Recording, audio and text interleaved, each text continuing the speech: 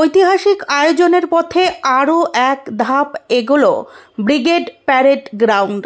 আগামী 7ই ডিসেম্বর সেখানে অনুষ্ঠিত হতে চলেছে 5 লক্ষ মানুষের কণ্ঠে মহাভারতের গীতা পাঠ, যা এদেশের ধর্মীয় সাংস্কৃতিক পরিসরে এক নজিরবিহীন উদ্যোগ বলেই মনে করছেন আয়োজকরা।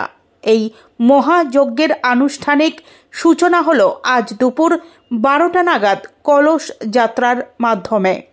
দহিঘাট থেকে 1000 কলস নিয়ে যাত্রা শুরু হয় এবং তা পৌঁছয় ব্রিগেড প্যারেড গ্রাউন্ডে। ভক্ত, সন্ন্যাসী ও সাধারণ মানুষের অংশগ্রহণে যাত্রাপথ জুড়ে উৎসবের আমেজ লক্ষ্য করা যায়।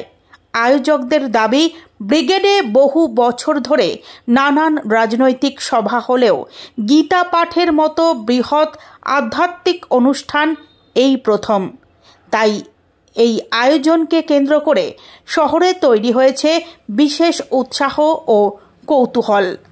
আগামী 7ই ডিসেম্বরের মূল অনুষ্ঠানকে সফল করতে ইতিমধ্যেই চলছে জোর প্রস্তুতি।